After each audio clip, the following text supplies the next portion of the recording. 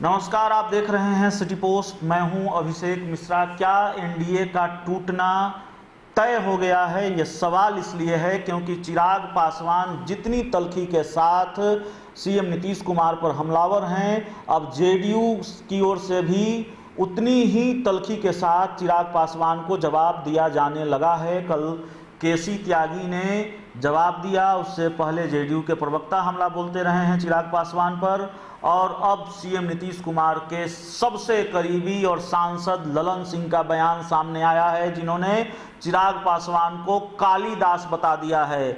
Media reports के हवाले से जो जानकारी है वो जानकारी ये है कि कोरोना जांच को लेकर एलजेपी का एक बयान सामने आया था, जिस पर प्रतिक्रिया सामने आई है सांसद ललन सिंह की। उन्होंने कहा है कि चिराग पासवान कालिदास हैं, जिस डाल पर बैठते हैं उसी को काटते हैं। चिराग का कहीं पे निगाहें और कहीं पे निशाना है। अब चिराग पासवान पर इतने गर्म क्यों हैं? जो सांसद हैं जेडीयू के और सीएम नीतीश कुमार के खासे करीब माने जाते हैं ललन सिंह, उसकी वजह भी हम आपको बताते हैं। एक ट्वीट सामने आया था। दरअसल प्रधानमंत्री ने कोरोना जांच को लेकर कुछ ट्वीट किया था, बिहार सरकार को सलाह दी थी और उसको रीट्वीट किया था। लोजपा के ऑफिशियल अकाउंट से उसको रीट्वीट किया गया था और लिखा गया था कि लोक जनशक्ति पार्टी पूर्व से ही यह मांग करती आई है कि बिहार में कोरोना टेस्टिंग बढ़ाने की आवश्यकता है। अब प्रधानमंत्री जी के हस्तक्षेप कर सुझाव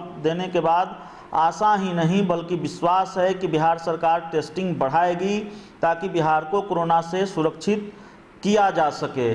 चिराग पासवान ये कहते रहे हैं कि हम बिहार की सरकार में हिस्सेदार नहीं हैं और चिराग पासवान बिहार सरकार पर लगातार सवाल उठाते रहे हैं। कोरोना को लेकर जो उसके इंतजाम हैं उसको लेकर सवाल उठाते रहे हैं।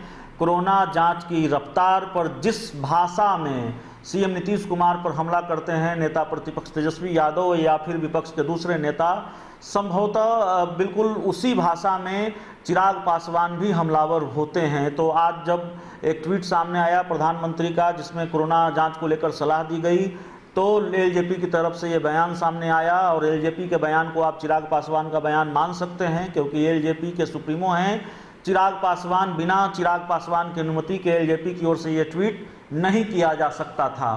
तो जेडीयू गुस्से में है। चिराग पासवान जिस तरह से आर पार के मूड में नज़र आ रहे हैं, जेडीयू भी अब उसी मूड में है और बिल्कुल फरिया लेने के मूड में है जेडीयू चिराग पासवान से।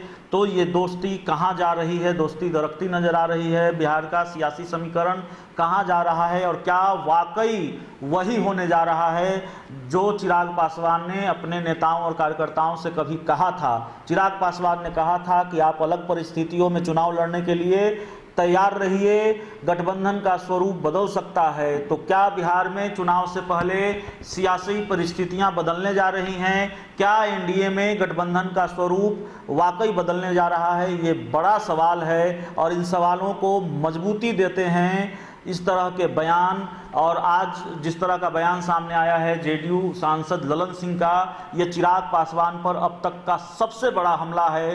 ललन सिंह कोई छोटे मोटे नेता नहीं हैं, जेडीयू के कद्दावर नेता हैं, सांसद हैं और नीतीश कुमार के बेहद करीबी हैं। और उनकी तरफ से जब ये बयान सामने आया, चिराग पासवान को कालिदास बता दिया गया। ये कह दिया गया कि चिराग पासवान का निगाह कहीं, निशाना कहीं है और जिस डाल पर बैठे हैं उसी डाल को काट रहे हैं।